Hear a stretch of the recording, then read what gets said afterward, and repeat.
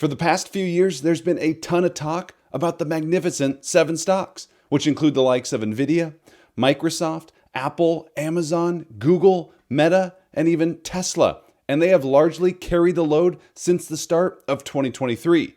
Here's a look at the returns for those 7 companies the past 21 months. Nvidia up an incredible 844%, Meta up nearly 400%, and Amazon up 123%. The others have gained between 87 and 75%. However, in today's video, we're not talking about today's Magnificent 7. We are going to discuss the Magnificent 7 of dividend stocks. These are some of the best dividend-paying companies around and moving forward. But before we dive into each of these companies, do me a huge favor. Show your appreciation by clicking that like button down below. Subscribe to the channel, and let's jump into it.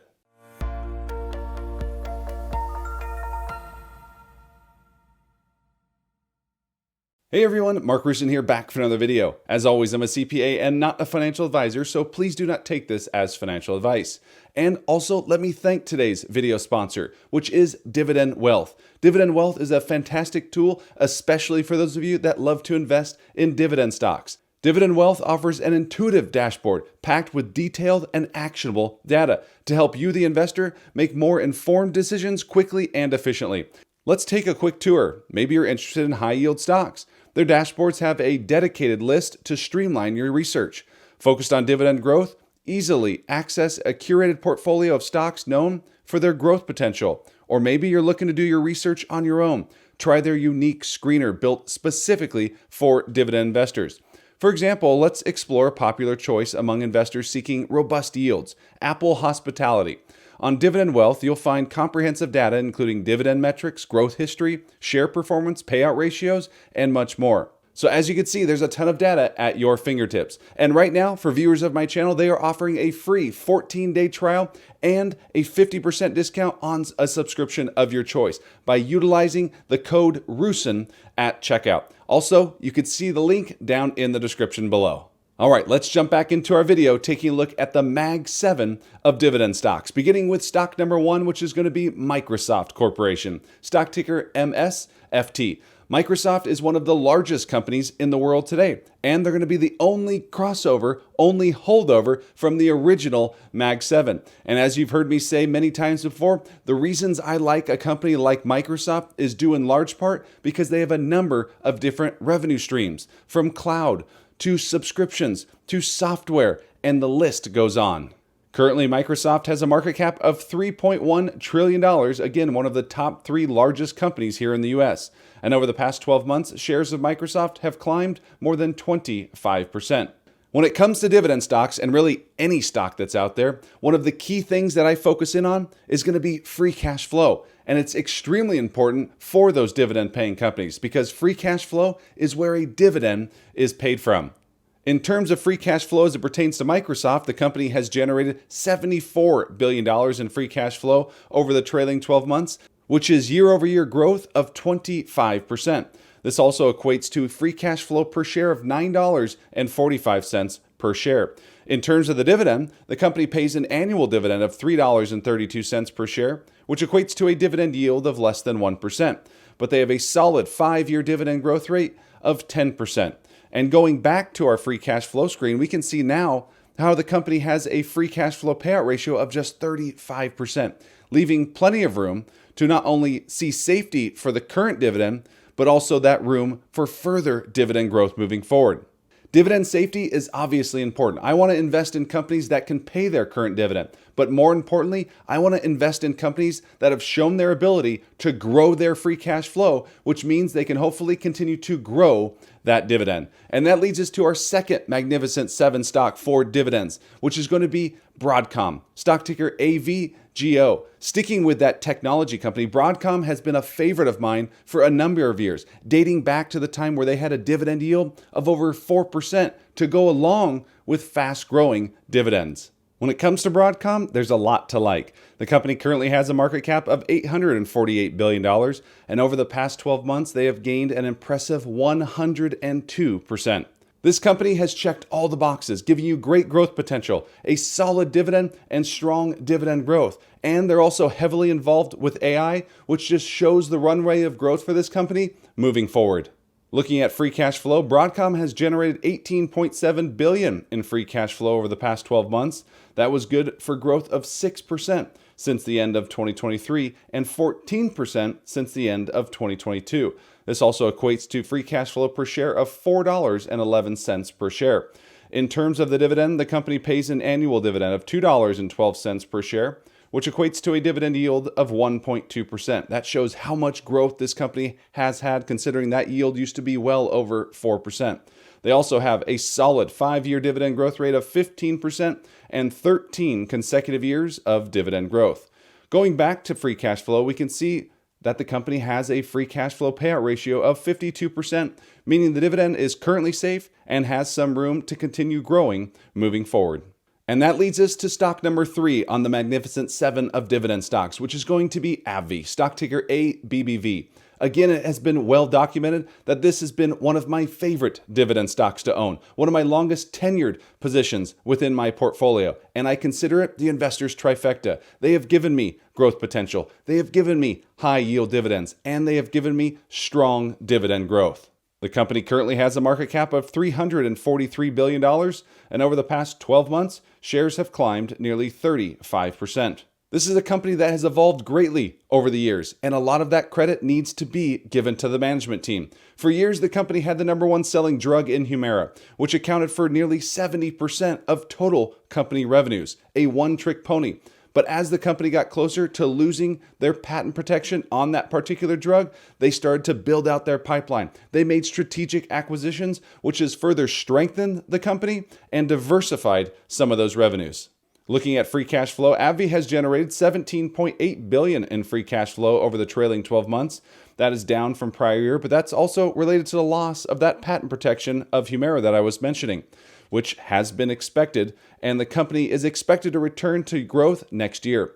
That amount equates to a free cash flow per share of $12.35 per share, which will help us calculate that payout ratio here in a second. But let's first look at the dividend.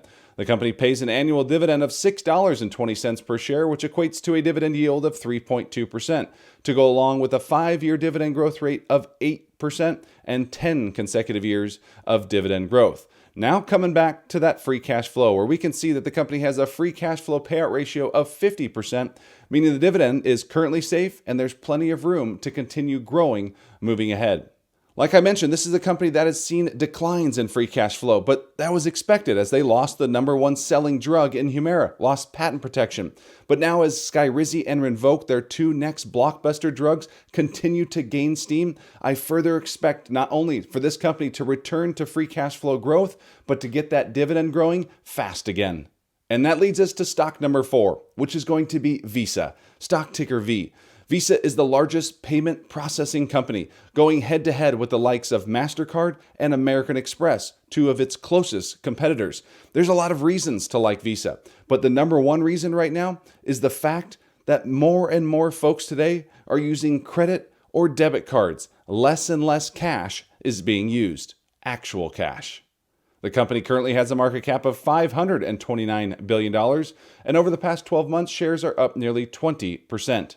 Not only do I like the trends moving forward for Visa as we see volumes continue to spike higher, however, I love the margins. This is a well-run company, a very efficiently run company with free cash flow margins in excess of 50%. That is something you love to see as an investor. Looking at free cash flow, Visa has generated $19 billion in free cash flow over the past 12 months, which is in line with the prior year end. But that is partly due to the fact that the company has incurred larger CapEx investments. Hopefully those investments turn into future growth moving forward. The free cash flow figure equates to a free cash flow per share of $9.59, which again will help us calculate that dividend payout ratio here in a second. In terms of the dividend, the company pays an annual dividend of $2.08 per share, which equates to a dividend yield of nearly 1%. They also have a 5-year dividend growth rate of 16%. So although they don't pay a huge yield, you get very strong dividend growth. And they've been growing their dividend for 15 consecutive years. Now going back to the free cash flow sheet, where we can now see the company has a free cash flow payout ratio of just 22%, leaving plenty of room for continued strong dividend growth moving forward. And that leads us to stock number 5, which is going to be Bank of America, stock ticker BAC. Sticking with the financial theme here, but as you can imagine, very different from the likes of Visa. Bank of America is one of the largest banks, competing with the likes of JP Morgan. Bank of America currently has a market cap of $326 billion, and over the past 12 months, up an impressive 55%. Bank of America has a fantastic management team. I believe it's actually superior to that of JP Morgan, which might ruffle some feathers. But if you look back over the past few years at the commentary that Jamie Dimon has put out, dating back roughly 20 plus months, we've heard about all the negativity around the stock market. It's in a hurricane, huge amounts of fear, so on and so forth. And what has the stock market done over that period? Continued to climb higher and higher, newer record highs, newer record highs. I think he was hoping for a pullback, one that he didn't get so lucky at. When it comes to analyzing banks, things that investors like to focus on a little bit more are going to be things like price to book or net interest income, which is going to be the difference between interest that is earned on products that they give and interest that they pay out for things like savings accounts. The difference between those is what's known as net interest income. As you can see here, the net interest income has grown by nearly 10% since the end of 2022, and we should note that interest rates are falling now, which will lower the amount earned on a per loan basis, but hopefully it eventually sparks loan growth. In terms of the dividend, Bank of America pays an annual dividend of $1.04 per share, which equates to a dividend yield of 2.5%, to go along with their 5-year dividend growth rate of 9% and 10 consecutive years of dividend growth. Historically, Bank of America is another company with strong compounding capabilities. And that leads us to stock number 6, which is going to be Costco Wholesale, stock ticker COST. Costco, even though it has an extreme valuation, also has a fantastic business model. Very low prices, which equates to very low margins. However, on top of that, to kind of offset that, is they have this membership fee that all customers are forced to pay and love to pay it, as the company has very low turnover rates. Costco currently has a market cap of nearly $400 billion, and over the past 12 months, shares have climbed 55%. As I mentioned at the beginning, very low cost, which is one reason I like to do a lot of my shopping at Costco, but at the same time, I could spend hours there and end up buying things that I don't necessarily need to buy. And they're constantly changing around their different aisles, forcing you to go down almost every single aisle. Again, I hate it as a consumer, but I understand the business model. Great prices, and then on top of that, to help their margins, those low margins that they have, they charge that membership fee that has very low turnover. In addition, the company generates strong free cash flow, and over the past 12 months, they've generated $6.6 billion, which is actually down from the prior year, falling less than 2% year over year. The free cash flow figure equates to per share of $16.68, which will help us again calculating that payout ratio. In terms of the dividend, the company pays an annual dividend of $4.64 per share, which equates to a low dividend yield of just 0.5%. This is a company that is very similar to the likes of Visa because they make up for it with their strong 5-year dividend growth rate of 18% and 19 consecutive years of dividend growth. Going back to the free cash flow, we can now see that the company has a free cash flow payout ratio of just 28%, leaving plenty of room for continued strong dividend growth moving forward. Costco, although the valuation is quite extreme, has a fantastic business model, and this is definitely a company to have high on your watch list when valuations make sense. And that leads us to our 7th stock, which is going to be Nextera Energy, stock ticker NEE. Now, this one might actually surprise a lot of folks. When you saw the Magnificent 7 of Dividend Stocks, I bet many of you didn't have on your bingo card NEE. And for those of you unaware, NEE is one of the largest utility companies in the world. They're the largest utility company in the state of Florida as well. But in putting this list together, I felt it was important to kind of spread out the sectors a little bit. So when it comes to Nextera, they are holding down the fort for the utility sector. The company currently has a market cap of $168 billion, and over the past 12 months, yes, it is a utility company, but they have climbed 52%. Think about all of the electricity demands moving forward. There's more homes being built, more computing power required, more data centers, more AI capabilities, which leads to even more data centers, and the list goes on.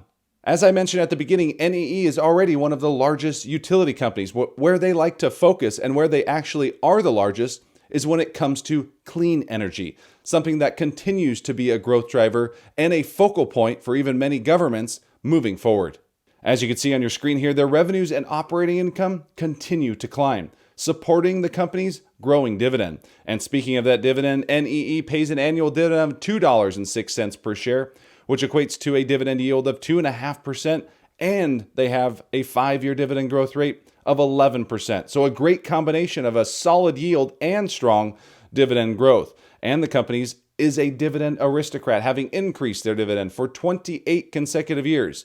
Anything over 25 qualifies you to be a dividend aristocrat. Like Costco, this is another company that's trading at a little bit higher valuation, but to expect 50% returns from a utility is way more than I can imagine in a 12-month period.